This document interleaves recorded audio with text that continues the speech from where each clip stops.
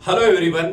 JEE advance की Triumph series में हम फिजिकल केमिस्ट्री का एक पोर्शन कंप्लीट कर चुके हैं। हम कुछ महत्वपूर्ण चैप्टर्स जिनका वेटेज जेई एडवांस 2021 में ज्यादा है, उनके 5 महत्वपूर्ण प्रश्न और उनसे जुड़े हुए कॉन्सेप्ट आपके सामने रख रहे हैं, जिससे कि आपका फास्ट रिवीजन हो जाए।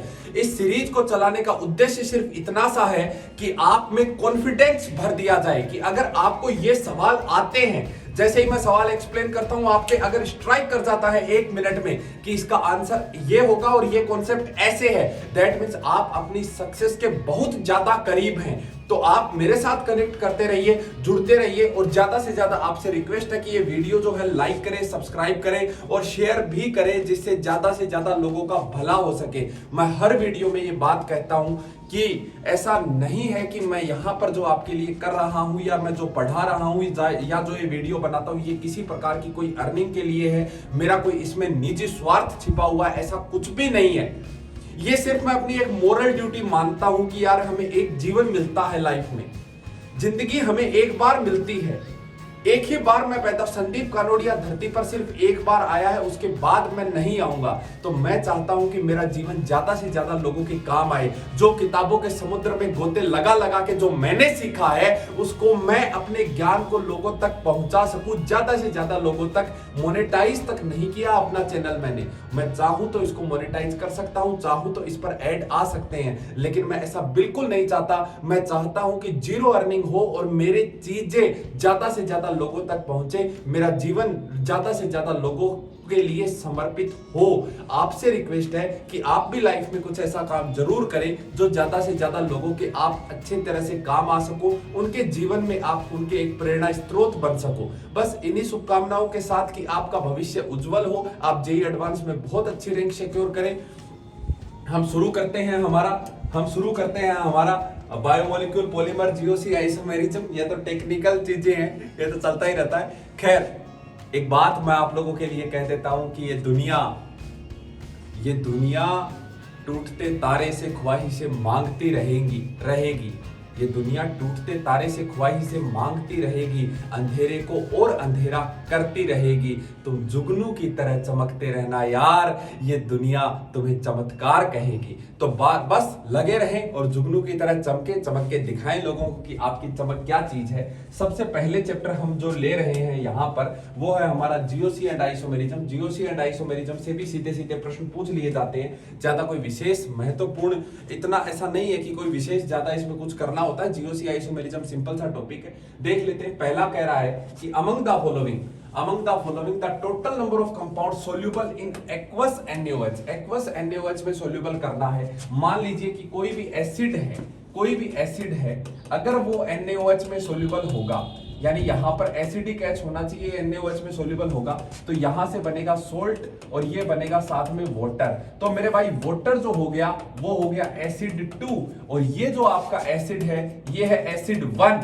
अगर ये रिएक्शन फॉरवर्ड डायरेक्शन में आप भेजना चाहते हैं तो acid 1 must be stronger than acid 2। अगर वाटर ज्यादा एसिडिक हुआ तो ये रिएक्शन बैकवर्ड आ जाएगी, यानी रिएक्शन कंप्लीट नहीं होगी, ऐसा कहा जाता है। या जो Ka है, एक्सपेरिमेंटल फैक्ट ये कहता है कि कार्बोक्सिलिक एसिड, मेरे भाई कार्बोक्सिलिक एसिड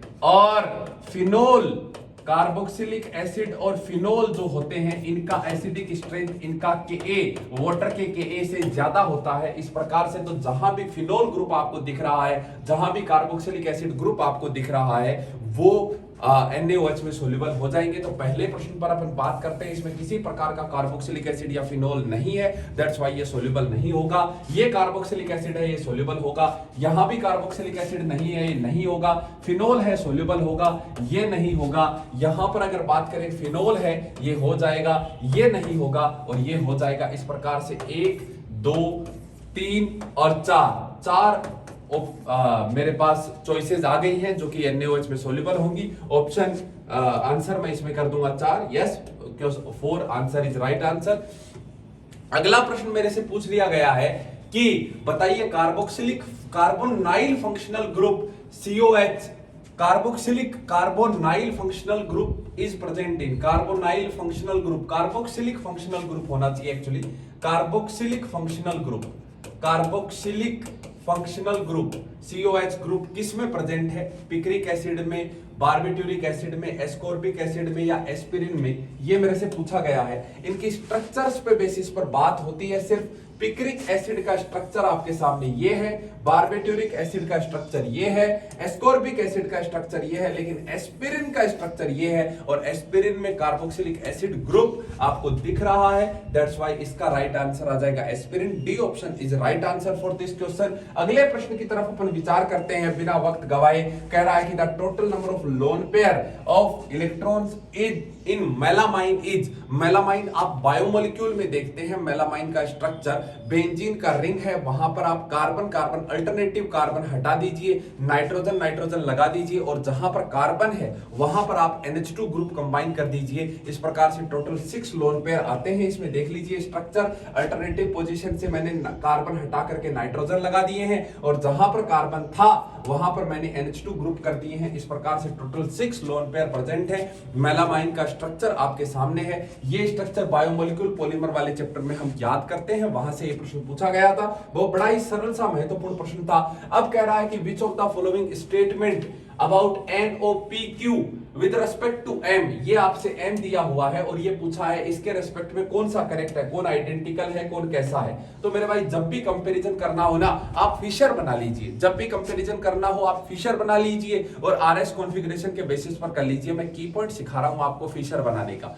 मेरे भाई ध्यान से देख लो, फिशर बनाने का मैं की पॉइंट सिखा रहा हूं, देखो ध्यान से। फिशर जो होता है वो by default is an eclipsed form. Fischer जो होता है वो क्या होता है, इक्लिप्स्ड फॉर्म होता है। ठीक है, ठीक है भाई। तो यहां पर आपको क्या करना है, यहां पर आपको क्या करना है, जब आप फिशर बनाना चाह रहे हो तो स्टैंडर्ड फिशर बनाएं। ये आपका ये वाला जो पार्ट है, this part represent the principal carbon chain. तो यहां पर हम Cl नहीं, यहां पर हम H लेकर के आएंगे। तो आप इस मॉलिक्यूल को सामने वाले को फिक्स रख के पीछे वाले को आप रोटेट करा दीजिए। सामने वाले को फिक्स रख के जब आप पीछे वाले को रोटेट कराएंगे तो ये कुछ इस प्रकार से नजर आएगा। अगर आप इसको क्लॉकवाइज रोटेट करा देंगे तो मेरे भाई H नीचे आ जाएगा।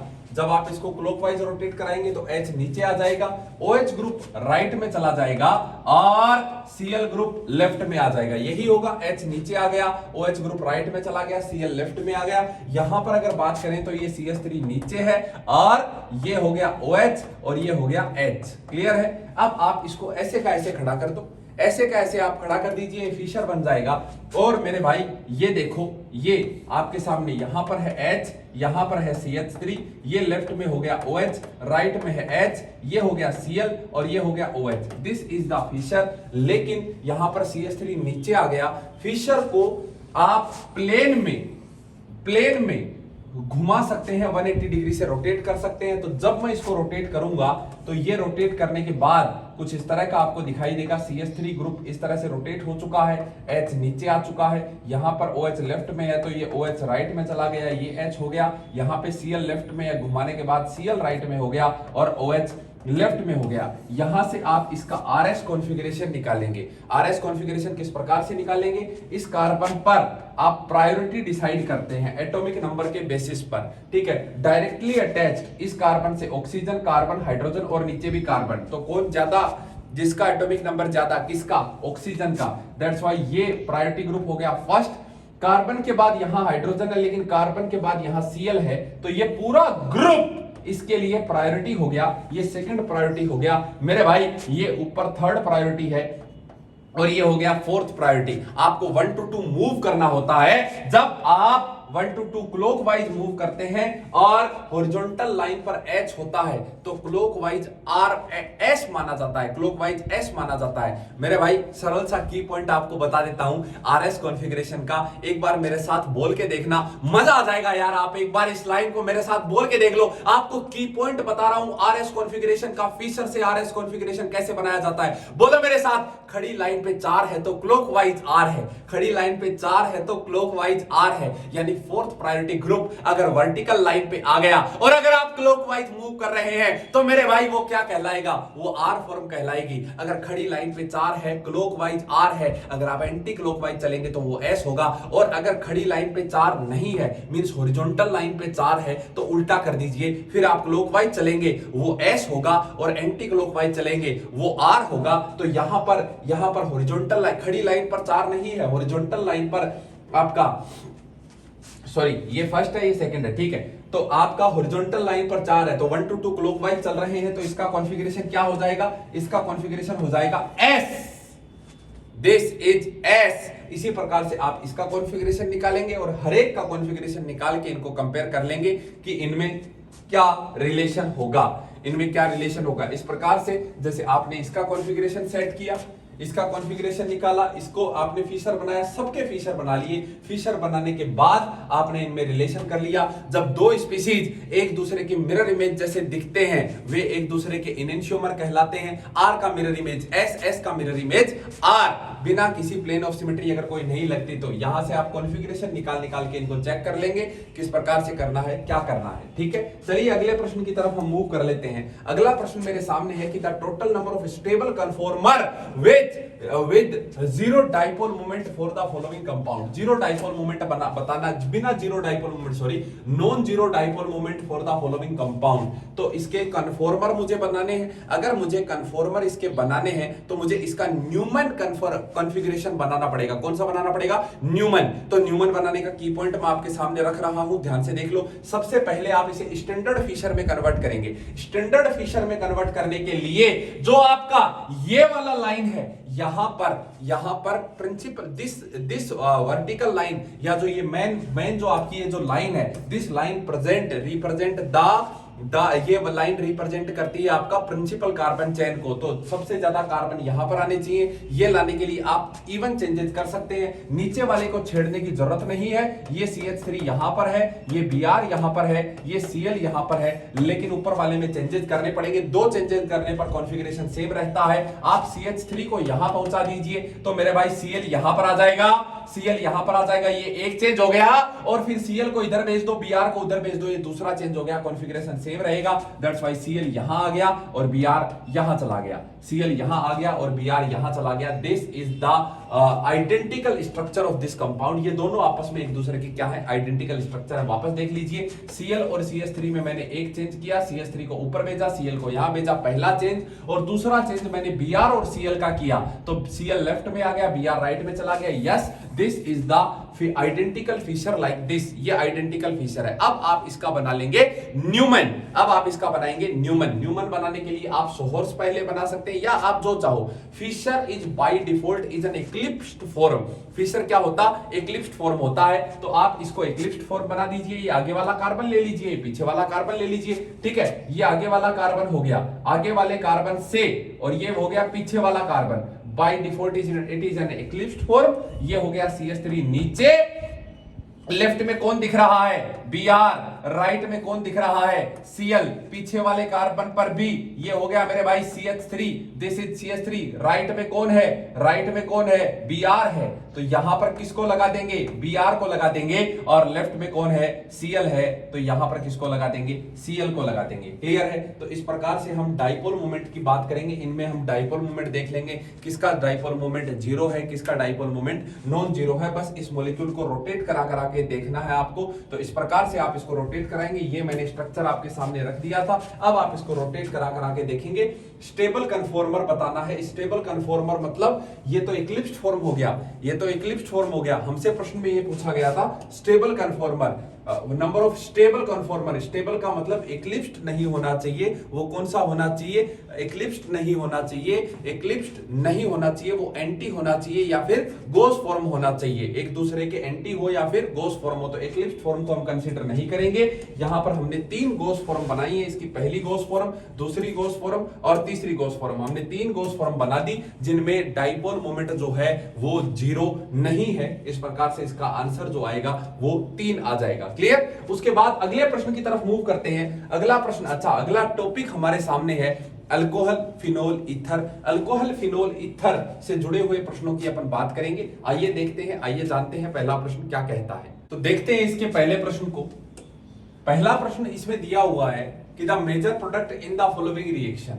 मेरे पास ये एक रिएक्शन दी हुई है जिसमें कार्बोनाइल है और जिसमें Cl भी है।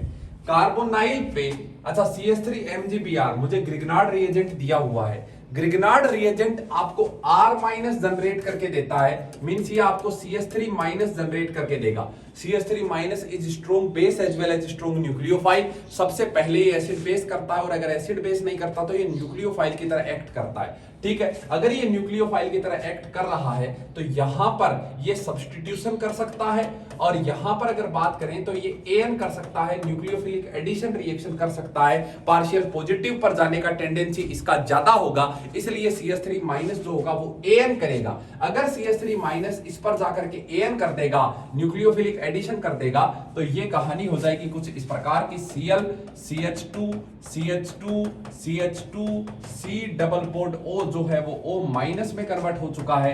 यहां पर लग चुका है CH3, यहां पर लग चुका है CH3। अब होगा इंट्रामोलिकुलर सब्स्टिट्यूशन। इसने इसके ऊपर अटैक किया और यहां से Cl निकल गया बाहर। ये होगा इंट्रामोलिकुलर SN2 रिएक्शन। तो यहां पर आप कहेंगे कि 1 2 3 4 5 ऑक्सीजन को मिलाकर के 5 मेंबर की रिंग बन जाएगी।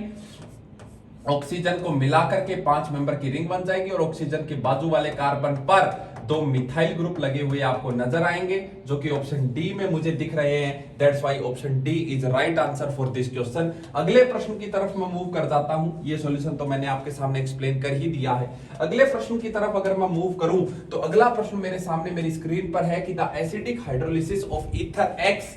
इसका आप हाइड्रोलिसिस कर रहे हैं मेरे भाई। जब भी आप ईथर का हाइड्रोलिसिस करते हैं ROR प्राइम, तो आप या ROR व्हाटएवर जो भी H+ जाएगा, H+ जाकर के इसके जुड़ जाता है। मैं मैकेनिज्म बता रहा हूं आपको। ये पॉजिटिव चार्ज R प्राइम और ये पॉजिटिव चार्ज जो होता है ये लिविंग ग्रुप होता है ऑक्सीजन पर पॉजिटिव चार्ज। तो ये यहां से मान लो पार्ट बाहर निकल गया तो R प्राइम पॉजिटिव बनता है, कार्बोकटाइन इसमें बनता है, जिस कार्बोकटाइन इस पर बनता है जिस पर बाद में OH ग्रुप आकर के लग जाता है, जिस पर बाद में क्या लग जाता है, OH ग्रुप आकर के लग जाता। तो कार्बोकटाइन जितना ज्यादा स्टेबल होगा, कार्बोकटाइन जितना ज्यादा स्टेबल होगा, ये रिएक्शन उतना ही ज्यादा तेज गति से होगा।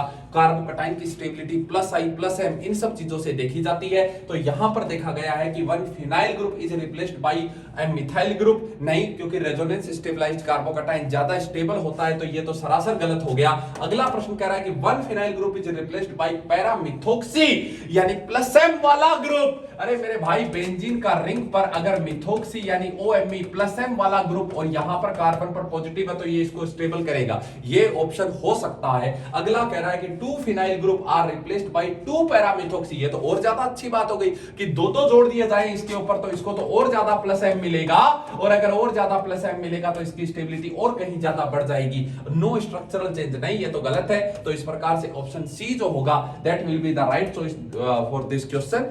Yes, option C is right choice for this question. अगले प्रश्न की तरफ मैं लिए चलता हूं आपको। अगला प्रश्न मेरे सामने मेरी स्क्रीन पर मुझे कह रहा है कि लिस्ट 1 में कंटेन रिएक्शन एंड लिस्ट 2 में मेजर प्रोडक्ट दिए गए हैं। बताइए आप क्या क्या रिएक्शन होगी, आप करने का प्रयास कीजिए। यहां पर ये नेगेटिव चार्ज जनरेट होगा और ये 3 डिग्री का सब्स्टिट्यूएंट है। ये नेगेटिव चार्ज 2 प्रकार के काम कर सकता है, या तो ये E2 कर सकता है या तो ये SN2 कर सकता है, लेकिन 3 डिग्री वाले सबस्ट्रेट पर सब्स्टिट्यूशन नहीं होता। स्ट्रॉन्ग न्यूक्लियोफाइल या तो SN2 करेगा या तो E2 करेगा। SN2 ये नहीं कर पाएगा 3 डिग्री पर, इसलिए ये E2 करेगा। और अगर ये E2 करेगा तो यहां पर Br बाहर निकल के यहां पर डबल बॉन्ड बन जाएगा। देख लेते हैं कौन से ऑप्शन में है ये। 4th ऑप्शन में मुझे नजर आ रहा है ऐसा प्रोडक्ट। यस, तो P में एक तो हो गया 4। अब इनमें चेक कर लेते हैं और कौन सा हो सकता है। यस, पहला ही हो सकता है, क्योंकि ये जो O- है ये यहां से H+ निकालेगा तो ये तो OH में कन्वर्ट होगा। तो 4 और 1 जो है वो P में आ जाएंगे। इस प्रकार से B और C इन दोनों में से मेरे पास एक चॉइस बन रही है। अगर मैं यहां पर बात करूंगा कि यहां पर क्या होना चाहिए, तो आप कहेंगे कि ये H+ देगा और H+ दे करके इसके जाकर के ये चिपक जाएगा।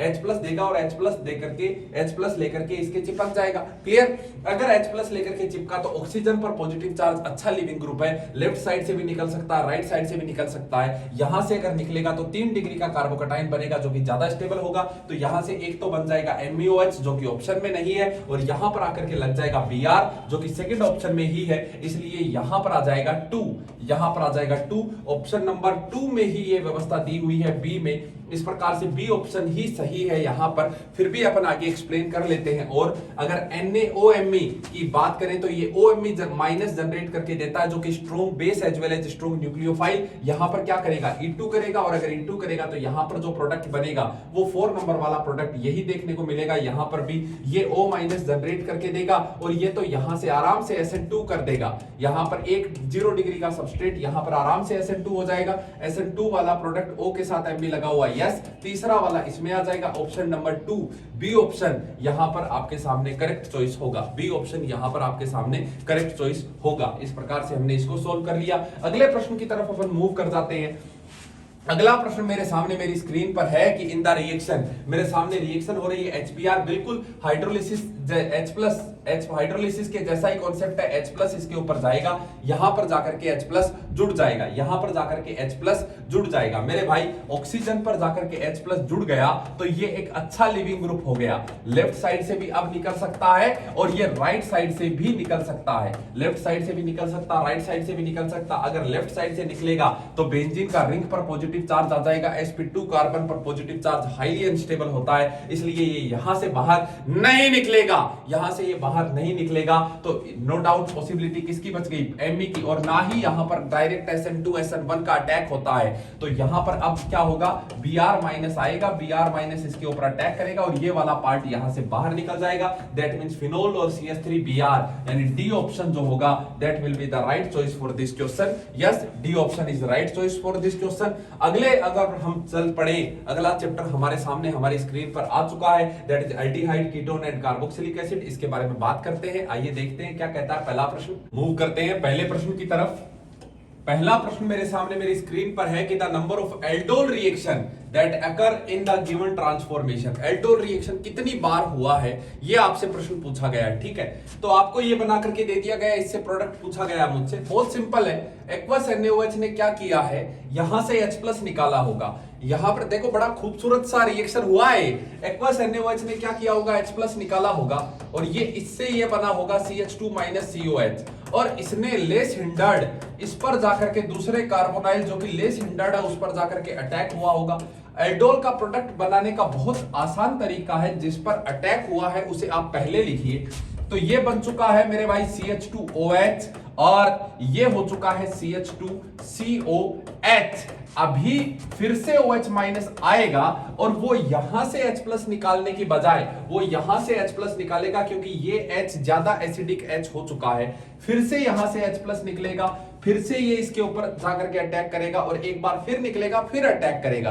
तो 3 पार्ट में तीनों हाइड्रोजन आप इसके रिप्लेस कर देंगे। यहां पर CH2OH, यहां पर भी CH2OH, ये भी CH2OH, और अब हो चुका है COH। क्योंकि इसके पास अभी कोई अल्फा H बचा नहीं, इसलिए अब एल्डोल रिएक्शन की संभावनाएं खत्म हो चुकी हैं। अब आखिरी पार्ट में क्योंकि हमारे पास एक HCOH अभी भी पड़ा है, फॉर्मेल्डिहाइड एक और पड़ा है, बेसिक मीडियम हमारे पास है ही, तो अब OH माइनस HCOH में क्या होगा, यहां से चलेगा कैनिजारो। कैनिजारो में इसका रिडक्शन हो जाएगा और इसका ऑक्सीडेशन हो जाएगा। तो जब आप उसका रिडक्शन कराएंगे तो एक और यहां पर CH2OH ग्रुप, एक और यहां पर CH2OH ग्रुप लग जाएगा। तो इस प्रकार से इस कंपाउंड को बनाने के लिए यहां पर 3 बार एल्डोल चला है और 1 बार कैनिजारो चला है। 3 बार एल्डोल और 1 बार कैनिजारो रिएक्शन होकर के ये प्रोडक्ट बनाया गया है। अगले प्रश्न की तरफ अगर अपन मूव करें,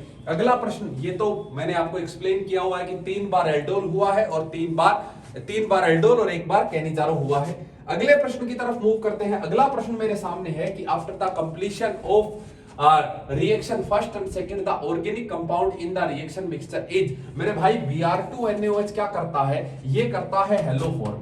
ये क्या करता है, हेलो फॉर्म करता है। ठीक है, अब ये 1 मोल है, ये 1 मोल है, तो भी ये वापस इस पर अटैक करता चला जाएगा। किस प्रकार से, एक बार H प्लस निकाला, CH2 माइनस COH बना, CH3 बना, फिर से इसने Br2 पर अटैक कर लिया, तो यहां पर मान लीजिए हम Br लगा देते हैं और CH3 लगा देते हैं। अब जो NaOH है, वो NaOH यहां पर अटैक करने की बजाय यहां पर अटैक करेगा, यहां से H प्लस निकालेगा, क्योंकि ये H प्लस बैक बॉन्डिंग भी प्रोवाइड करवाएगा इसको Br, दैट्स व्हाई यहां से फिर से CH माइनस, फिर से Br, फिर COH, यानी एक बार फिर से Br लगता चला जाएगा, यानी ये एक मॉलिक्यूल ही आगे बढ़ता चला जाएगा और Br2 के मॉलिक्यूल्स के साथ रिएक्शन आगे से आगे करता चला जाएगा। इसका एक मोल इसके साथ रिएक्शन करके फाइनल स्टेप तक इसके साथ पहुंचेगा, फाइनल स्टेप तक इसके पास Br2 के साथ पास जो है वो पहुंचता चला जाएगा और फाइनली हमारे पास जो मिलेगा product, that is CHBr3 bromoform और साथ में इसका हो जाएगा कार्बोक्सिलिक एसिड का sodium salt, that is CH3COO minus Na+। ये रिएक्शन आखिर तक चलती चली जाती है, ये रिएक्शन आखिर तक चलती चली जाती है। क्लियर, थोड़े मोल बनते चले जाते हैं। आप यहां मोल वाइज ना कंसीडर करें, मॉलिक्यूल वाइज कंसीडर करें। एक मॉलिक्यूल ने 3 मॉलिक्यूल के साथ रिएक्शन किया है, एक molecule reacts with 3 molecules, that's why this Br2 is the limiting reagent. तो यहां से 1 मोल नहीं बनेगा प्रोडक्ट, और यहां से जो 1 मोल नहीं बनेगा, यहां 1/3 मोल इस तरह से बनेंगे, लेकिन ये रिएक्शन कंप्लीट जरूर होगी। अगर आप इसी रिएक्शन को एसिडिक मीडियम में करवाते हैं तो ये मैकेनिज्म नहीं चलता है, टोटोमेराइज होता है, और टोटोमेराइज होकर के सिर्फ एक ही बार Br लगेगा, एक ही मोल बनेगा, यानी एक ही बार Br लगेगा, that is this compound will form in this, that's why आप कहेंगे कि रिएक्शन 1 में तो T और U ये बना है और रिएक्शन 2 में सिर्फ P बना है। इस प्रकार से सेकंड वाले में अगर आप बात करें तो H प्लस लेकर के टोटोमेराइज होकर के वापस Br2 पर अटैक करेगा, एक मोल पर अटैक करके एक मॉलिक्यूल ही बनाएगा, इसमें रिएक्शन आगे नहीं चलेगी, क्योंकि आगे H निकालने वाला कोई स्पीसीज इसमें है नहीं। क्लियर, तो इस प्रकार से अब आगे मूव करते हैं। अगला प्रश्न मेरे सामने मेरी स्क्रीन पर है कि the reaction leading to form 135 trimethyl benzene, यानी मुझे 135 ट्राइमिथाइल बेंजीन, मुझे ये प्रोडक्ट का फॉर्मेशन करना है। कोई दिक्कत नहीं है, कॉन्सेंट्रेटेड H2SO4 हीट में अगर आप एसीटोन को डाल देते हैं तो यहां से 135 आपका ये प्रोडक्ट बन जाता है, ये बिल्कुल सही बात है। C बॉन्डेड CH को भी अगर आप डालेंगे आयरन ट्यूब में, रेड हॉट आयरन ट्यूब में, तब भी आपका ये प्रोडक्ट बन जाएगा। लेकिन Br2NaOH यहां पर क्या कराएगा, हेलो फॉर्म कराएगा, तो ये वाला पार्ट कार्बोक्सिलिक में चेंज हो जाएगा, ये वाला पार्ट किस में चेंज हो जाएगा, कार्बोक्सिलिक, क्योंकि बाद में आपने H प्लस दे दिया। हेलो फॉर्म कराने के बाद ये वाला पार्ट किस में चेंज हो गया, कार्बोक्सिलिक, हेलो फॉर्म करवा दिया और उसके बाद H प्लस दे करके इसको कार्बोक्सिलिक एसिड में चेंज करवा लिया। एसल हीट क्या करेगा, जहां भी जितने भी COH है सब हटा देगा और यहां से बेंजीन बन जाएगा। तो ये सी ऑप्शन इसमें नहीं आएगा। डी ऑप्शन ZnHgHCl क्या करता है, कार्बोनाइल की मुंडी उड़ाने का काम करता है, तो ये भी क्या करेगा, यहां पर CH3 लगा देगा। इस प्रकार से ऑप्शन डी भी यहां पर आ जाएगा और इसका करेक्ट ऑप्शन हो जाएगा A B D। सी इसमें आएगा नहीं, क्योंकि सी में आप कहेंगे कि पहले आपका हेलो फॉर्म हुआ और हेलो फॉर्म के बाद बेंजीन बन जाएगा। अगला मेरे पास प्रश्न है कि इन the following reaction sequence the amount of D from 10 moles of acetone. मेरे पास ये 10 मोल है, मेरे पास ये क्या है 10 मोल है, 60% ही ये बना है, ये तो मेरे पास एक्सेस में ले रखा है, तो यहां पर NaOBr ले लीजिए या Br2NaOH ले लीजिए, ये करवाता हेलो फॉर्म ही है। क्लियर, तो एक अगर आपने 10 मोल लिया है तो 10 मोल ही बनने चाहिए थे, लेकिन रिएक्शन कितना हुआ है, रिएक्शन हुआ है केवल 60%, दैट्स व्हाई ये कितना मोल बना होगा, दिस इज 6 मोल, ये 6 मोल बना होगा। अमोनिया कार्बोक्सिलिक एसिड के साथ रिएक्शन करके बना देता है अमाइड बना देता है 50%, ये रिएक्शन हुआ, दैट मीन 6 मोल से ये कितना मोल बना होगा, ये 3 मोल बना होगा।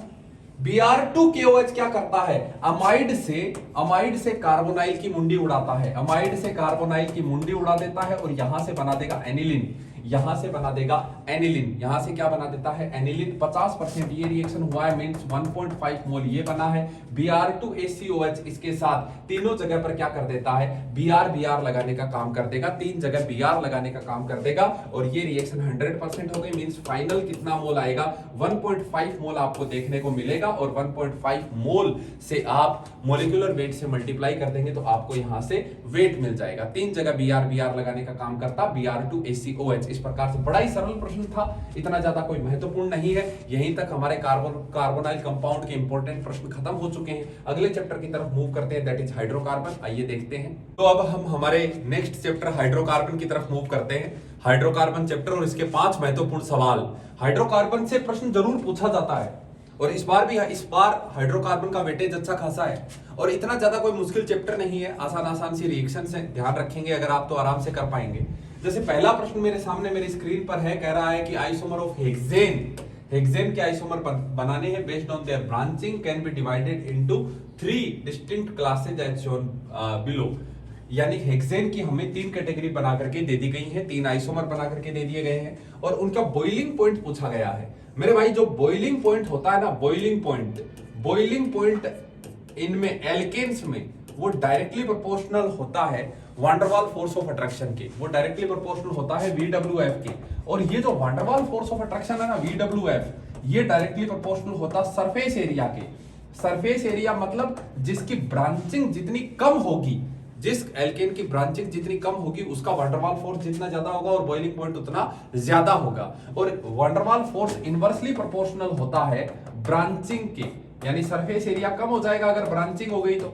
अगर ब्रांचिंग हो गई तो सरफेस एरिया घट गया, सरफेस एरिया घट गया तो VWF घट गया, तो VWF घट गया तो बॉइलिंग पॉइंट घट गया। तो आपसे पूछा गया कि सबसे ज्यादा किसका, अभी यहाँ पे तो ब्रांचिंग है ही नहीं, दैट्स व्हाई 3 का सबसे ज्यादा होगा। यहाँ कम ब्रांचिंग है, यहाँ सबसे ज्यादा ब्रांचिंग है, तो ऑर्डर आ जाएगा 3, 2, 1। That's why option 2 is right answer for this question, branching पर बेस्ड होगा।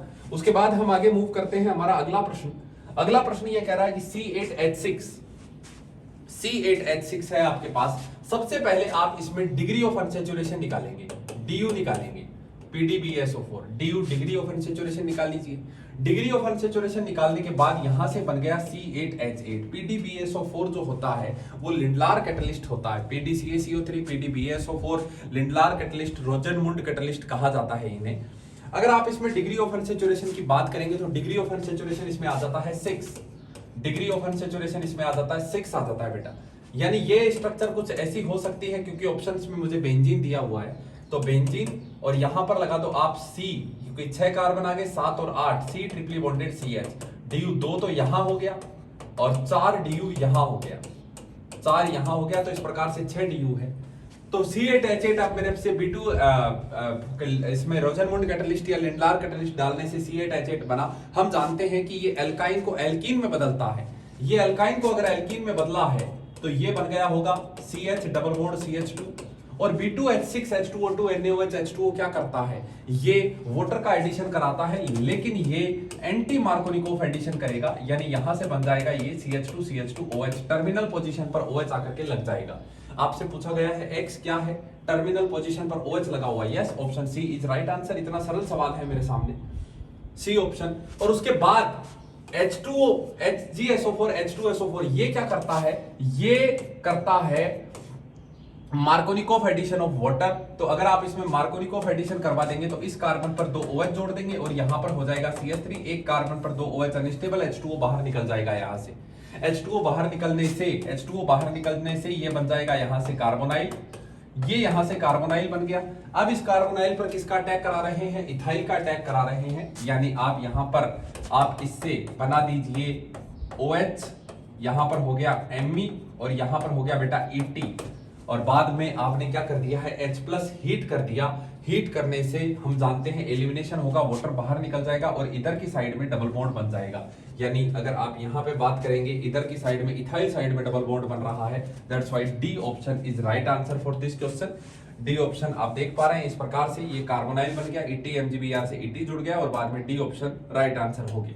उसके बाद अगला प्रश्न हमारे सामने है, कह रहा है कि compound that on hydrogenation produce optically inactive compound, optically inactive बनाना है हाइड्रोजनेशन से। तो आप यहां पर अगर आप हाइड्रोजनेशन करेंगे तो इस कायरल कार्बन पर किसी प्रकार का कोई फर्क नहीं पड़ेगा, क्योंकि इधर वाला पार्ट और इधर वाला पार्ट, क्योंकि इधर वाला पार्ट और इधर वाला पार्ट दोनों अलग अलग रहेंगे। ये कायरल ही रहेगा, ऑप्टिकली एक्टिव ही रहेगा, यहां से भी ये ऑप्टिकली एक्टिव ही रहेगा। लेकिन अगर आप इसकी बात करेंगे तो ये जैसे ही आप यहां पे हाइड्रोजनेशन कराएंगे, ये पार्ट और ये पार्ट सेम हो जाएगा। दैट्स व्हाई बीच वाला कार्बन कायरल नहीं रहेगा, ऑप्टिकली इनएक्टिव हो जाएगा। सेम यहां पर बीच वाला कार्बन ऑप्टिकली इनएक्टिव हो जाएगा।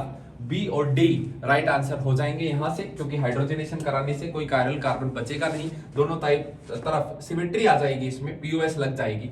अगला प्रश्न मेरे सामने है, कह रहा है कि ये मेरे पास एक मॉलिक्यूल है, इसको आप ऐसे लिख लीजिए HO CH2 CH2 C triply bonded CH। मेरे भाई terminal carbon triply bonded carbon से जुड़ा हुआ हाइड्रोजन एसिडिक हाइड्रोजन होता है। इसी प्रकार से ऑक्सीजन के साथ जुड़ा हुआ हाइड्रोजन भी एसिडिक हाइड्रोजन होता है। NaNH2 is an base. ये क्या है? ये बेस है। एक्सेस में डाल दिया मतलब यहां से भी H+ निकाल देगा और यहां से भी H+ निकाल देगा, तो ये बन जाएगा O पर minus CH2 C triply bonded C पर माइनस। इस कार्बन की इलेक्ट्रोनेगेटिविटी 3.25, इस कार्बन की electronegativity 3.5। That's why negative charge यहां स्टेबल है, वहां पर कम स्टेबल है। अब इसके सामने वन इक्विवेलेंट आप इथाइल आयोडाइड लेकर के आए, जहां स्टेबिलिटी कम है वो ज्यादा रिएक्शन करेगा। दैट्स व्हाई इथाइल यहां पर आकर के जुड़ जाएगा, SN2 का अटैक हो जाएगा, O minus CH2 C triply bonded C और यहां पर जुड़ गया ET। अब आप इसके सामने लेकर के आए one equivalent CH3 methyl iodide, तो MEI पर SN2 का अटैक अगेन और ये बन गया MEO CH2 C triply bonded C ET, ये बन गया। उसके बाद आप कर रहे हैं इसमें H2 Lindlar catalyst cis alkene बनाता है एल्काइन से, यानी ये वाला पार्ट ऊपर चला जाएगा और ये वाला पार्ट ऊपर चला जाएगा। आप देख पा रहे हैं ऑप्शन ए में अगर मैं देखूं तो सिस HH दोनों सेम साइड, इधर की साइड इथाइल हो गया और इधर की साइड दो कार्बन देन फिर oxygen methyl. Yes, option A is right answer for this question. Option A इसमें आ जाएगा जो कि करेक्ट ऑप्शन होगा, ऑप्शन ए राइट आंसर है। उसके बाद अगला है कि the synthesis of 3 octane is achieved by adding a bromoalkane into a mixture। 3 octane बनाना है, मतलब तीसरे नंबर के कार्बन पर आपको ट्रिपली बॉन्डेड लेकर के आना है। The synthesis of 3 octane is achieved by adding a bromoalkane into a mixture of sodium amine and an alkyne। ये कर रहे हैं आप। The bromoalkane and alkyne respectively are. Bromoalkane and alkyne आपको बताना है कि इसका और इसका अगर रिएक्शन करवा दिया जाए तो थर्ड पोजीशन पर कहां से ट्रिपली बॉन्डेड आ जाएगा। तो मेरे भाई जब आप ए ऑप्शन की बात करेंगे तो ए ऑप्शन दे देगा 3 नोनाइन। बी ऑप्शन पर अगर आप ऐसा करवाएंगे तो वो 4 ऑक्टाइन बनाएगा। सी ऑप्शन पे 2 ऑक्टाइन बनेगा, लेकिन डी ऑप्शन पे 3 ऑक्टाइन बन जाएगा। दैट्स व्हाई यहां से आप देखेंगे कि डी ऑप्शन यहां से आ जाएगा 3 ऑक्टाइन, यहां से आ जाएगा डी ऑप्शन से 3 octyne. That's why option number D right answer होगा, इस प्रश्न के लिए उपयुक्त चॉइस होगा।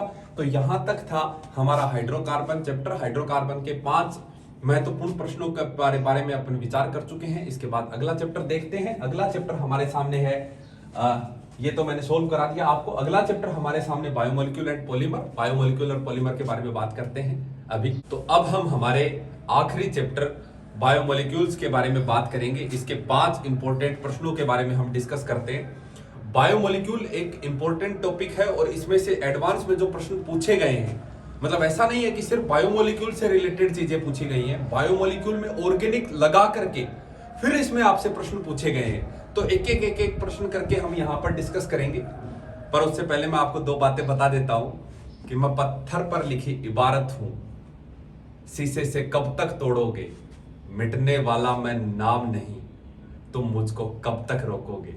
तो अगर आपके मन में ऐसी दृढ़ शक्ति है और आप अपनी इतनी वैल्यू करते हैं तो तुम्हें जीवन में सफलता पाने से दुनिया की कोई ताकत नहीं रोक सकती। तो बस ये आखिरी चैप्टर है और इन्हीं शब्दों के साथ आप अपनी वैल्यू बनाइए कि हाँ, मेरी मेहनत इतनी ज्यादा ऊंची है, मेरी मेहनत का स्तर इतना ज्यादा ऊंचा है कि कोई दुनिया की ताकत मुझे सफल होने से नहीं रोक सकती। मैं पत्थर पर लिखी इबारत हूं, तुम मुझको कब तक रोकोगे। तो इसी के साथ हम शुरू करते हैं हमारा आखिरी चैप्टर। खैर, कहानी ये है आगे कि पहला प्रश्न आपसे पूछा गया है इसमें कि the correct functional group and the reagent या reaction conditions why the following scheme are. अब आपसे पूछा गया है कि X ये आपके पास एक रिएक्शन दी हुई है। इस रिएक्शन में आपसे पूछा गया है कि कंडेंसेशन पॉलीमर आपको बनाना है और यहां पर ग्रुप लगा दिए गए हैं X और यहां पर इसकी Y के साथ रिएक्शन करवाई गई है। X ये मॉलिक्यूल Y के साथ रिएक्शन करता है और उसके साथ बाद इस रिएजेंट से रिएक्शन करने के बाद कंडेंसेशन पॉलीमर बनाता है। अब वो कौन कौन हो सकते हैं हम उन पर विचार करेंगे।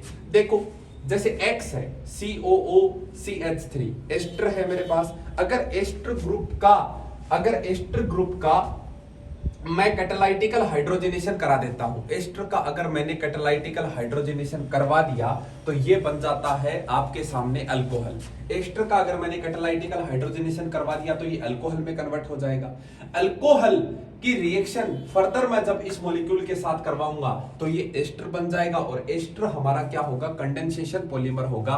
कंडेंसेशन का मतलब होता है कि दो मॉलिक्यूल आपस में इस तरह से एसोसिएट हो कि कोई एक मॉलिक्यूल वहां से बाहर निकल जाए, कोई एक मॉलिक्यूल निकल जाए, that is the condensation polymer. तो पहला ऑप्शन मेरे सामने जो होगा वो करेक्ट हो जाएगा। अगला है CONH2। जब आप यहां पर CONH2 लगाएंगे कैटालाइटिकल हाइड्रोजनेशन से CO ग्रुप जो होगा वो CH2 में कन्वर्ट हो जाएगा और उसके बाद NH2 ग्रुप और ये अपना कार्बोक्सिलिक एसिड ग्रुप मिलकर के क्या बना लेंगे, अमाइड बना लेंगे। यहां से भी H2O मॉलिक्यूल बाहर निकल रहा है। अगर H2O मॉलिक्यूल बाहर निकल रहा है तो आप कहेंगे कि यहां पर भी कंडेंसेशन प्रोसेस हो रही है। That's why option be also right answer. Br2NaOH क्या करता है, कार्बोनाइल की मुंडी उड़ाने का काम करता है, एक तरह से CO ग्रुप को हटा देता है। तो यहां पर CO ग्रुप हटने के बाद NH2 रहेगा और NH2 तो कंडेंसेशन पॉलीमर करेगा ही, तो यहां से C ऑप्शन भी करेक्ट हो जाएगा। अगर मैं D ऑप्शन पर विचार करूं तो साइनाइड CN, अगर XCN है कैटालाइटिकल हाइड्रोजनेशन से ये किस में कन्वर्ट हो जाएगा, अमीन में, CH2NH2 में कन्वर्ट हो जाएगा और वो कार्बोक्सिलिक एसिड के साथ बना देगा एमाइड और उससे भी आप क्या कहेंगे, कंडेंसेशन कहेंगे इस प्रोसेस को। कार्बोक्सिलिक एसिड RCOOH अगर इसके साथ मैं NH2 का रिएक्शन करा दूं, RNH2 का रिएक्शन करा दूं तो देखिए यहां से H2O का मॉलिक्यूल एक H इसका और इसका O ये बाहर निकल जाता है H2O और इस प्रकार से ये जुड़ जाते हैं। एक मॉलिक्यूल बाहर निकल के अगर दो स्पीशीज जुड़ रही हैं, कंडेंसेशन पॉलीमर बन जाएगा। इस प्रकार से इस प्रश्न के उत्तर A B C D चारों ही इसके आंसर होंगे जो करेक्ट होंगे। पहला प्रश्न जो था सरल सवाल था, हमने आराम से इसको सोल्व कर लिया। क्लियर। उसके बाद अगले प्रश्न की तरफ मूव करते हैं। अगला इंपॉर्टेंट प्रश्न मुझसे पूछा गया कि the substituent R1 and R1 और R2 ये लिस्ट दे रखी है मुझे फॉर द 9 पेप्टाइड्स। ये 9 मॉलिक्यूल मुझे दिए गए हैं, are listed below. How many peptide are positively charged at pH equal to 7। इसका कॉन्सेप्ट ये है कि जो भी बेसिक पेप्टाइड होगा यानी जिसमें भी NH2 ग्रुप की अधिकता पाई जाएगी वो पॉजिटिवली चार्ज्ड रहेगा pH 7 पर। तो NH2 ग्रुप जहां जहां होगा वो रहेगा। H अगर मैं यहां पर H लगा दूं और यहां पर भी H लगा दूं जैसे पहला ऑप्शन में दिया हुआ है, तो इस पर पॉजिटिव चार्ज है और इस पर नेगेटिव चार्ज है। दैट्स व्हाई ये कौन सा फॉर्म में रहेगा, ये न्यूट्रल फॉर्म में रहेगा। इसी प्रकार से अगर मैं H और CH3 लगा दूं तो भी ये न्यूट्रल रहेगा। कार्बोक्सिलिक एसिड लगाने से एसिड ग्रुप अगर है तो pH 7 पर वो नेगेटिव चार्ज की अधिकता हो जाती है, उसमें वो अपना H+ डोनेट कर देगा, नेगेटिवली चार्ज्ड हो जाएगा। और अगर यहां पर NH2 ग्रुप आ जाए तो वो NH2 ग्रुप H+ ले लेगा, वो पॉजिटिवली चार्ज हो जाएगा क्योंकि पॉजिटिव चार्ज की अधिकता इसमें हो जाएगी। तो मैं डायरेक्ट आपको सॉल्यूशन दिखा देता हूं कि अगर मैंने पहला दोनों जगह HH लगाए थे तो ये न्यूट्रल था, कोई चार्ज नहीं था। अगर एक HCH3 लगाया तो न्यूट्रल था, कोई चार्ज नहीं था। अगर एक कार्बोक्सिलिक एसिड, हमें इससे मतलब है, और एक H लगाया, एसिडिक पेप्टाइड हुआ जो कि नेगेटिवली चार्ज रहेगा। उसके बाद अगर CONH2 और NH2 ये ग्रुप आ गया, NH2 ये बेसिक पेप्टाइड रहेगा, ये पॉजिटिव चार्ज रहेगा। इस प्रकार से जहां जहां बेसिक पेप्टाइड बन रहा है वो पॉजिटिवली चार्ज रहेंगे। तो यहां बेसिक पेप्टाइड बन रहा है, यहां बेसिक पेप्टाइड बन रहा है, यहां बन रहा है और यहां बन रहा है। चार ऑप्शन जो है इसमें करेक्ट हो जाएंगे, पॉजिटिवली चार्ज हमारा पेप्टाइड आएगा। क्लियर। ओके, उसके बाद हम आगे मूव करते हैं अगले प्रश्न की तरफ और ये पूछ रहा है कि पॉजिटिव टोलेंट टेस्ट कौन देता है। मेरे भाई जिसमें भी एल्डिहाइड ग्रुप है, जहां भी एल्डिहाइड ग्रुप है वो पॉजिटिव आपका टोलेंट टेस्ट देगा। कहां पे एल्डिहाइड ग्रुप नहीं है, यहां पर एल्डिहाइड ग्रुप नहीं है, यहां पर एल्डिहाइड ग्रुप आपको नहीं दिख रहा है, दैट्स व्हाई ये टोलेंट टेस्ट नहीं देता। अल्फा हाइड्रोक्सी कार्बोनाइल जो होता है वो टोलन टेस्ट देता है। ये तो एल्डिहाइड है ही, ये भी एल्डिहाइड है। इस प्रकार से इसके ऑप्शन आंसर हो जाएंगे ए बी सी। डी जो होगा वो टोलन टेस्ट नहीं देगा। अल्फा हाइड्रोक्सी कार्बोनाइल जो होगा वो टोलन टेस्ट देगा, क्योंकि ये ऑक्सीडाइज हो जाता है।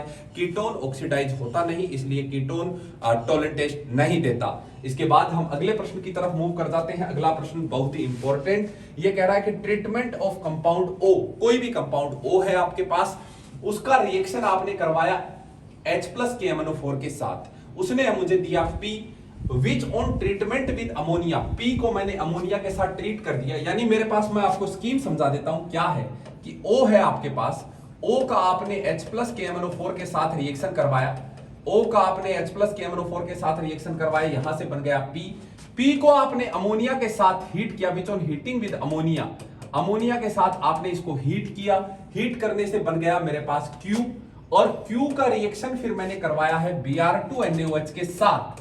Q का रिएक्शन मैंने किसके साथ करवाया है? Br2NaOH के साथ, तो ये बना रहा है R, ये बना रहा है R। क्लियर? अभी तो इतना है। उसके बाद कह रहा है कि on strong heating Q give S, अगर मैं Q को स्ट्रॉन्गली हीट कर देता हूं तो ये S बना देगा, इसको स्ट्रॉन्गली हीट करने पर S बनाएगा। Which on further treatment with ethyl 2 bromopentane propanoate, अगर इथाइल 2 ब्रोमोपेंटेनोएट के साथ इसके रिएक्शन करवा दिया जाए, इसका रिएक्शन इथाइल 2 प्रोपेनोएट के साथ आपने रिएक्शन करवाया in presence of KOH, in presence of KOH followed by H plus acidification, followed by acidification आपने करवाया, तो कंपाउंड T बना यहां से। और आपसे यह प्रश्न पूछा गया है कि बताइए R कौन होगा, तो यह बात तो तय है कि R जो है उसमें एक बेंजीन का रिंग होगा, एक बेंजीन का रिंग होगा, दैट मींस O में बेंजीन का रिंग है। H प्लस के MnO4 क्या करता है? H प्लस के MnO4 बेंजीन की रिंग पर, H प्लस के MnO4 बेंजीन की रिंग पर अगर कोई हाइड्रोजन प्रेजेंट है, कोई भी अल्काइल ग्रुप लगा हुआ हो, अगर वहां पर हाइड्रोजन लगा हुआ है, एक भी हाइड्रोजन लगा हुआ है, तो उस ग्रुप को काट देगा, कार्बन को। जैसे मान लो कि बेंजीन का रिंग पर इस प्रकार से कोई भी कार्बन की चेन जुड़ी हुई है, मुझे उससे मतलब नहीं, बस यहां पे हाइड्रोजन होना चाहिए। अगर ऐसा है तो ये इस आगे वाले पार्ट को काट देगा और यहां पे कार्बोक्सिलिक एसिड बना देगा। अमोनिया कार्बोक्सिलिक एसिड के साथ क्या रिएक्शन करेगा? अमाइड का फॉर्मेशन कर देगा, हीट करने पर अमाइड का फॉर्मेशन कर देगा। मेरे भाई Br2NaOH क्या करेगा? Br2NaOH क्या करेगा? CO ग्रुप को हटा देता है। क्या करता है? कार्बोनाइल ग्रुप को अमाइड से CO ग्रुप हटाने का काम करता है Br2NaOH। और मेरे से पूछा गया R कौन होगा, तो अगर कार्बोनाइल हट रहा है तो इस ऑप्शन में भी कार्बोनाइल है, इसमें भी कार्बोनाइल है, इसमें भी कार्बोनाइल है, सिर्फ एक ऑप्शन में कार्बोनाइल नहीं है, that is A, that's why the correct option is A। इस प्रकार से इसका आंसर होगा A, NH2। कोई भी इसका मतलब दो कार्बन की चेन रही होंगी, H प्लस के MnO4 से आपने कार्बोक्सिलिक एसिड बनाया होगा। अब पूछा है कि कंपाउंड T कौन सा है, तो मैं आपको इसका प्रॉपर सॉल्यूशन दिखा देता हूं कि कोई भी आप कार्बन का चेन मान लीजिए, H प्लस के MnO4 से ये कार्बोक्सिलिक एसिड बन गया, अमोनिया के साथ ये अमाइड में कन्वर्ट हो गया, और Br2NaOH का रिएक्शन अगर अमाइड के साथ करवा दिया जाए तो यहां से CO ग्रुप हट जाता है और NH2 में कन्वर्ट हो जाता है। इसके बाद आपने इसको हीट किया, हीट करने पर यहां से ये NH में कन्वर्ट हो जाएगा, ये क्या हो जाएगा? NH में कन्वर्ट हो जाएगा। NH2 जो अमाइड है उसको अगर आप हीट कर दो तो ये बन जाएगा। फिर उसके बाद अगर आप इसका रिएक्शन करवा देते हैं CH3CHCOOET के साथ, तो यहां से Br हटके नाइट्रोजन के साथ ये जुड़ गया, KOH के साथ आपने KOH के साथ इसको अलग अलग कर देना है फॉलोड बाय एसिडिफिकेशन। तो मुझे इतना पार्ट, ये वाला हाइड्रोलिसिस हो जाएगा यहां से, और यहां से ये वाला चीज कट जाएगा, और यहां से मुझे जो अमीनो एसिड मिलेगा that amino acid is alanine. यहां से जो मुझे अमीनो एसिड मिलेगा that amino acid is alanine. उसके बाद आगे बात करते हैं, हमारा अंतिम प्रश्न हमारे सामने, तो ऑर्गेनिक केमिस्ट्री का जो ये सीरीज है उसका अंतिम प्रश्न हमारे सामने है, और बहुत ही सरल सा प्रश्न है। ठीक है, अगला पूछा गया है कि the Fischer presentation of D glucose is given below. D glucose is given below, ये आपसे डी ग्लूकोज दिया गया है। बीटा डी ग्लूकोपाइरेनोज आपसे पूछा गया, बीटा एल ग्लूकोपाइरेनोज आपसे पूछा गया है। पाइरेनोज का मतलब होता है उसका साइक्लिक फॉर्म, पाइरेनोज का मतलब होता है उसका साइक्लिक फॉर्म। तो आपसे पूछा गया है बीटा एल ग्लूकोपाइरेनोज, तो बीटा एल ग्लूकोपाइरेनोज और बीटा डी ग्लूकोपाइरेनोज, इनका स्ट्रक्चर साइक्लिक फॉर्म से, यहां से हम इस एनोमेरिक कार्बन पर यहां से हम इसके ऊपर अटैक कराते हैं। अटैक कराने के बाद OH ग्रुप अगर राइट में होता है तो उसे अल्फा कहते हैं, OH ग्रुप अगर राइट में लेफ्ट में होता है तो उसे बीटा कहते हैं। और उसके बाद हम इसका साइक्लिक स्ट्रक्चर फिशर प्रोजेक्शन तैयार करते हैं और इस प्रकार से यहां पर आप देख पा रहे हैं बीटा डी ग्लूकोपाइरेनोज का स्ट्रक्चर मेरे सामने ये बनता है और बीटा एल ग्लूकोपाइरेनोज का स्ट्रक्चर मेरे सामने ये बनता है। क्लियर? तो इतना सरल से प्रश्न हमने करे बायोमोलिक्यूल पॉलीमर के लास्ट जो चैप्टर था उसके 5 इंपॉर्टेंट सवाल मैंने करवा दिए हैं। इसके साथ पूरा ऑर्गेनिक का जो इंपॉर्टेंट चैप्टर्स जहां से क्वेश्चन आने की इस बार ज्यादा संभावना है वो हम कर चुके हैं। तो आपके लिए, आपके जीवन के लिए बहुत बहुत शुभकामनाएं। बस एक लास्ट में कि पत्थर की बंदिश से भी क्या बहती नदियां रुकती हैं, हालातों की धमकी से क्या अपनी नजरें झुकती हैं, किस्मत से हर पन्ने पर किस्मत लिखवाना पड़ता है और जिसमें मशाल सा जज्बा हो वो दीप जलाना पड़ता है। तो इसी के साथ थैंक यू सो मच।